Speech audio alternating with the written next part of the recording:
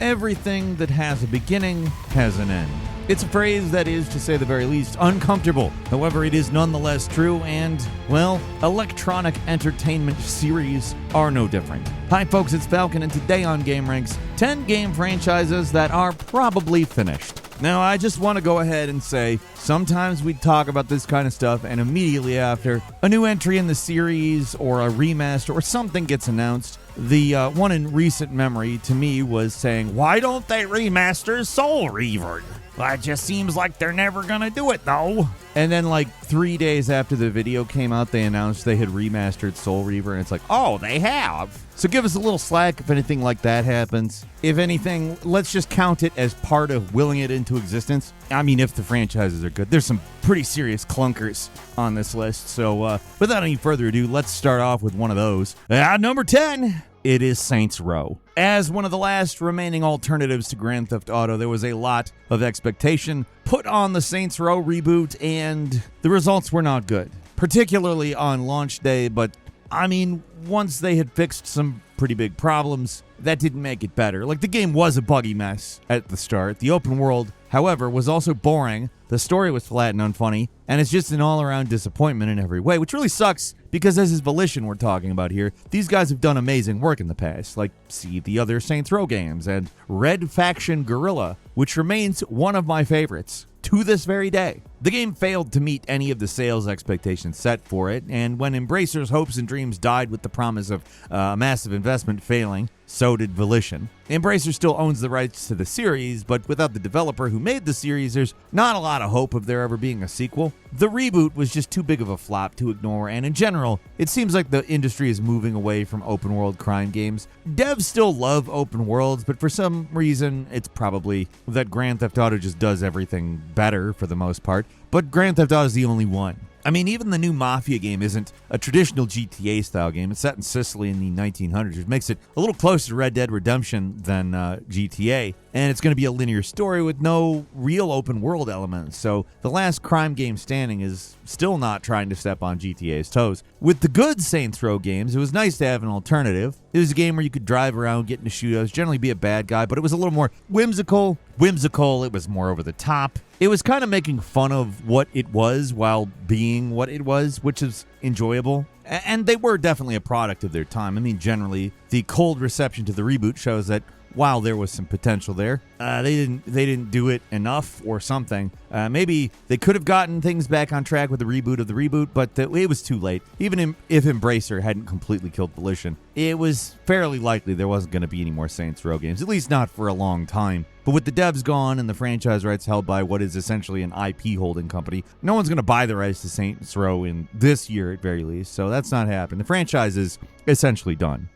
And number 9 is Dead Space. This one stings because the 2023 remake was absolutely excellent. And other than the third game, it's been an extremely high-quality franchise. The problem is that EA just expected too much out of it. They wanted a record-breaking box office hit when these games were always kind of niche to an extent. Like, they were never going to hit Resident Evil sales numbers, at least not the way EA was marketing them. The franchise, I mean, it died once after the relative failure of Dead Space 3, which sold pretty well, but not good enough for EA, and in a lot of ways, the game also alienated the fan base a lot. But the final nail in the coffin was when Visceral Games, the dev behind all 3 Dead Space games, was closed in 2017. For a while, that was just the end of it, at least until the Dead Space remake, which managed to revitalize hope on a potential continuation of the series, or at least a remake of the sequel, but that also didn't happen. Even though it was great, the game stopped getting updates almost as soon as it launched, and EA straight out said there were no plans to make a Dead Space 2 remake, even though the game had multiple Easter eggs, and even a new ending meant to tie in with Dead Space 2. So obviously the developers wanted to remake the sequel as well, but EA had other ideas. Once again, the problem was sales. The game sold over 1 million copies, but once again, EA expected more.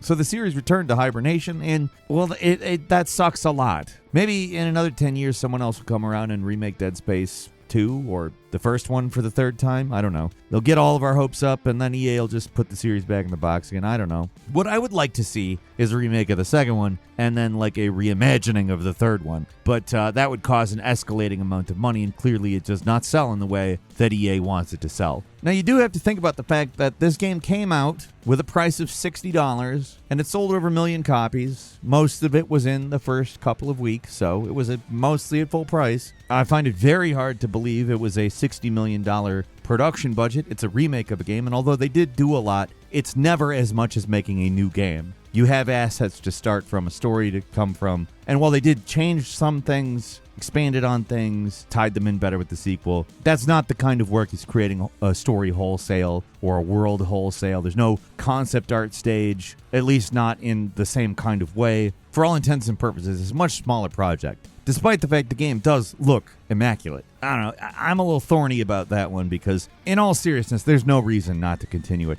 Part of the reason these games don't sell as well as EA wants them to is they never really got momentum. They weren't really releasing Dead Space on a schedule. You weren't expecting the next one to come out. You were just waiting for it. If they had followed through on remakes, they could have built momentum. But yeah, again, I'm a bit miffed.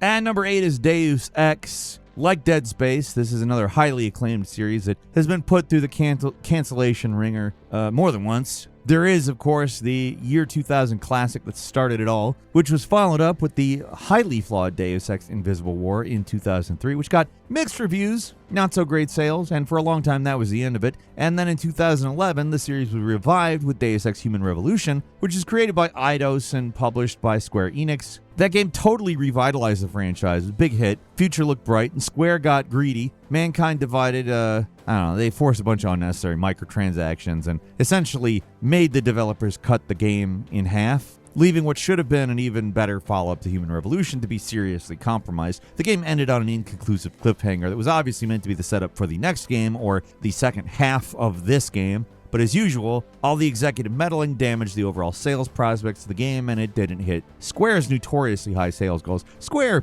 pretty bad about that. Like, they can profit to the tune of tens of millions of dollars and be like, well, that's a failure. All the Eidos properties got sold off to Embracer, and for a while it seemed like we were actually going to get a sequel to Mankind Divided, the one we truly should have. But of course, you already know what happened next. Embracer's deal with Savvy Games Group didn't happen, and the bloodbath started. Eidos Montreal was one of the lucky few who managed to survive, but the plans for Deus Ex, the sequel for that, it's dead. Now they're supporting Microsoft on Fable in some unknown capacity, and the entire future of the studio is still in limbo. Maybe they'll bounce back, but as long as Embracer owns Deus Ex, the franchise is essentially done, because these guys aren't going to allow anyone to work on anything even remotely risky. They do not have the money for a failure.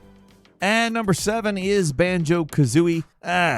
These games are old as hell at this point, but if you're a member of the gaming community, you've been hearing calls for a proper sequel a very long time. Banjo-Tooie came out 25 years ago, and people still not just want, but demand another one. These games came out back when Rare was in its prime on the Nintendo 64, cranking out generation-defining games like it was nothing. They were on fire during this period, and to be fair, it's not like they're failing these days. They had a big hit with Sea of Thieves, but they were failing for a while, and Sea of Thieves isn't really something the old-school fans of the studio want. They also didn't want Banjo-Kazooie Nuts and Bolts, a weird car-building spin-off that nobody would really have anything against if a third game did come out at some point. I mean, in a lot of ways, you could credit Nuts and Bolts for a lot of the ideas that were followed through on to perfection in Tears of the Kingdom, but we never got that sequel, and a lot of people hold a lot of resentment against that game, I think, is probably the best way to put it. I mean, at this point, it's probably just not going to happen. Most of the people responsible for the original games have moved on from Rare. Even the composer, Grant Kirkhope, has absolutely no hope for a sequel, saying there really isn't an audience for these kinds of games anymore. Nobody's really making the mascot platformer collectathon games anymore, and it's because they're pretty niche at this point. You could argue that Astrobot kind of flies in the face of that, but in my opinion, it's more the exception that proves the rule. I think that's a great game, but at the same time, it was shocking it did as well as it did. That's a genre from a bygone era. And while I don't think he's necessarily right saying there's no audience for it at all, I mean, look at how often it gets brought up on the internet. Like, people talk about it all the damn time. I do think he's right that Rare is not going to do it. There's not really mainstream appeal to the project. It's just been too long. And at this point, it's obvious that Microsoft isn't interested in reviving old IPs just to bring them back. So unless the rights get sold off to a middle grade publisher for peanuts, there's probably never never going to be a Banjo 3E. Maybe a fan game or something like that, but a real official continuation probably is just not going to happen. And number 6 is Watchdogs. For as much as people complained about the original Watchdogs, it did actually end up selling a lot, enough to justify a sequel at least. Watchdogs 2 was also a big step up compared to the original, so we all had high hopes for the third game, which ended up being weird. Not bad, but not necessarily what we wanted. Watch Dogs Legion is a game with a really interesting idea, but one that doesn't really translate to compelling gameplay, or at least it didn't here anyways. Being able to play as anyone is a cool idea, but at the end of the day, they didn't do enough with it, maybe couldn't do enough with it, and the feature ended up limiting the final game rather than expanding it. Sales were not what Ubisoft wanted, and that's the last we ever heard about the series. Apparently, there was potentially going to be a Watch Dogs Battle Royale game, but that was canceled, and probably for a good reason. And with that, the series was put on ice for this foreseeable future. There could have been a chance for another game down the line, but that was before Ubisoft's current troubles. Everything's kind of riding on Assassin's Creed's next game to pull them out of the nosedive that they only really have themselves to blame for starting. But I seriously doubt Ubisoft is going to greenlight anything other than things they consider to be surefire hits for a while. And that's if they manage to survive and stay relatively intact. If Ubisoft gets bought out or goes bankrupt, or Watch Dogs as an IP is probably gone. Or who knows, maybe the Watch Dogs movie will be a critical and commercial hit and it'll reverse the fortunes of the IP. I don't know. Let's check out the director on IMDb. I've never heard of... that's probably not going to happen, guys. And number 5 is The Evil Within. While the first Evil Within game had a lot of cool imagery and ideas, the sequel is where the potential of the franchise really began to show. Evil Within 2 is a great game, up there with some of the best horror games of the past 10 years. And while it wasn't a blockbuster smash hit, it sold relatively well, and there was hope that the series still had a future. However, the developers, Tango Gameworks, got unceremoniously shut down after they made a game that was a legitimate hit, Hi-Fi Rush. It was a game that was cheap to make, got a lot of positive buzz, and sold a great deal.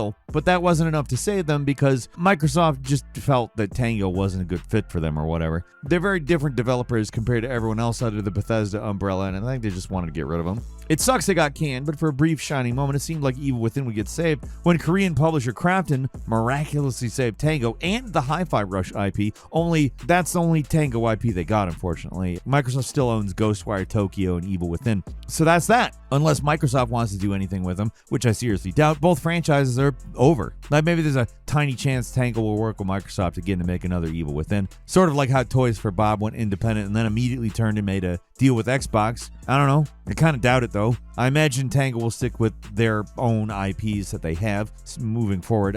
With nobody left at Microsoft who could even conceivably do anything with Evil Within, I think it's safe to say the franchise is dead.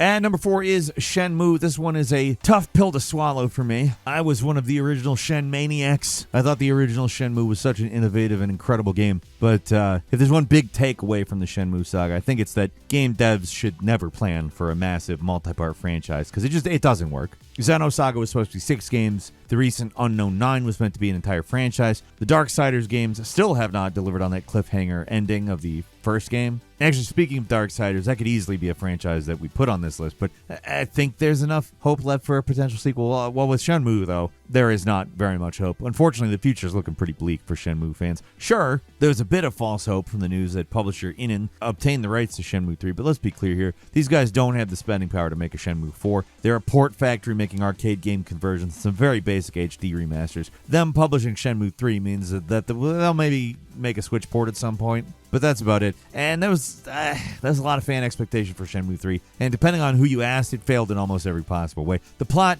didn't advance. That's, I think, probably the most glaring of its issues. The combat, however, was also pretty clunky. And I'm not going to lie, it did succeed in capturing the charm of the original games. That does deserve credit, but that's basically the only thing it succeeded at. Nostalgia just isn't enough to be what is supposed to be a cutting-edge franchise like Shenmue going. The original game was groundbreaking, like I said, in many, many ways, but the game's never really managed to reach a wide enough audience, and Shenmue 3, that wasn't going to turn the ship around. There was a chance, even, that the story would finally get resolved, this time with a Netflix anime, but that got canceled before even the first season, so this franchise really just can't catch a break. Maybe someday Yu Suzuki will relent and just tell everyone what was supposed to happen, or write a manga and finish the story, because that's the only way fans are ever gonna get any closure at this point, but I don't know, who knows. And number 3 is Oddworld. You might not know it, but back on the PlayStation 1, these games were a huge deal. Both Oddworld Abe's Odyssey and its sequel, Abe's Exodus, sold more than 1 million copies each. They were standout games with cutting-edge graphics. They were brutally hard, but very creative, and they were fascinatingly weird and dark in the world they give you to explore. After those first 2 games, the developers really struggled to make a follow-up with the middling Munch's Odyssey, and then inexplicably, an all-time great with Stranger's Wrath, one of the most unique and fun FPS games from that era. Unfortunately, that game did not sell well, and for a long time, it seemed like that was it for the series. Many planned follow-ups never materialized, and in 2014, fans of the series got a remake in 3D of the original game. It actually sold pretty well, but the more ambitious follow-up, a remake of the second game with new story elements and new mechanics, was a lot less positively received by both fans and critics. They took a big swing with Soulstorm, but it was not good enough, and with the creators getting older and game development getting harder, it's unlikely we'll see another game from these guys again, and that sucks, because those games rule. And number 2, and this is again one that it stings, but Mirror's Edge. I mean, the first Mirror's Edge was absolutely awesome. It was created by DICE. It was one of the rare non-Battlefield projects from the studio, and I don't know, it was a first-person parkour game that just felt absolutely great to play. Little light on content, but felt great. It's one of those classic first games in a franchise that shows a lot of promise that could be expanded on in a sequel. And there's a real reason video game sequels tend to be some of the best games in a franchise. The first game is where they're testing things out, and the second is where they have the budget because they proved it works, and they refine it all, and they give you like the ultimate. Mirror's Edge was the setup for one of those kinds of stories, but they canceled the proposed sequel, Mirror's Edge Defiance, and instead we ended up with a quasi-reboot called Mirror's Edge Catalyst, which got decent reviews but wasn't embraced by the fans. It didn't sell very well. Still, even after that, the Mirror's Edge made something, so there was at least a chance of something happening. DICE put any hope of a follow-up on ice by straight up saying they have no time for projects like Mirror's Edge. From now on, they're basically a Battlefield studio. They said this before Battlefield 2042 came out, so yeah, maybe they should have given Mirror's Edge another shot, but I don't know. If they can't do Battlefield right anymore, like, why not do something else? Maybe that's a little unfair, because it always sucks to hear big studios get trapped by their own success, making just one game for all eternity. DICE should be able to do something else once in a while, even if it's not some big commercial success. There's a reason people still hold a candle for Mirror's Edge, while many have actually given up on Battlefield. They're both flawed in their own ways, but with Mirror's Edge, they were at least trying something different, and it was something different that worked. And at number 1, it's Dragon Age. It might be a little too early to call. I don't know, but all the news coming out of EA recently hasn't been great regarding Dragon Age. On January 22nd, they put out a press release. They were revisiting their financial forecast because of 2 games underperforming. EA Sports FC 23, kind of a big shocker. That didn't do great. It's just the same game again. And Dragon Age Veilguard, which actually kind of wasn't. In a lot of ways, it was one of the more cohesive Dragon Age games, and while I don't know that the story necessarily satisfied everybody, in a lot of ways the gameplay I think should have. It was very good gameplay, at very least. However, they expected to sell 3 million copies, and they ended up selling less than half of that. That's not necessarily a death sentence per se, but after the announcement, the EA stocks kind of plummeted, marking one of the biggest drops in share prices in the company's history. Along with that news, around the same time, former project director for the Dragon Age series, Mark Dara, has said that the upcoming Mass Effect 5 is still literally in pre-production, with most of BioWare's staff spread out working on other projects for EA. That means we're looking at Mass Effect 5 coming out in 2030 or even later. And by that point, who knows what kind of state EA and BioWare are going to be in.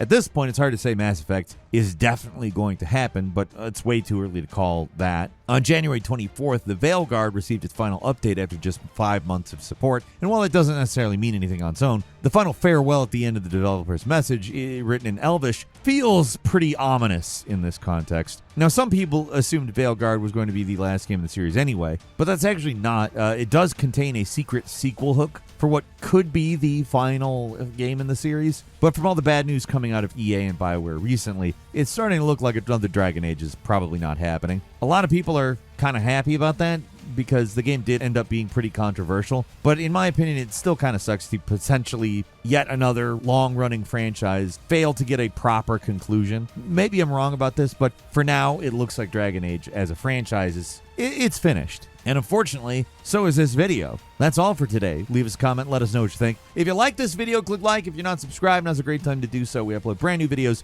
every day of the week. The best way to see them first is, of course, a subscription, so click subscribe. Don't forget to enable notifications, and as always, we thank you very much for watching this video. I'm Falcon. You can follow me on Twitter and book me on Cameo at Falcon the Hero. We'll see you next time right here on Gameranx.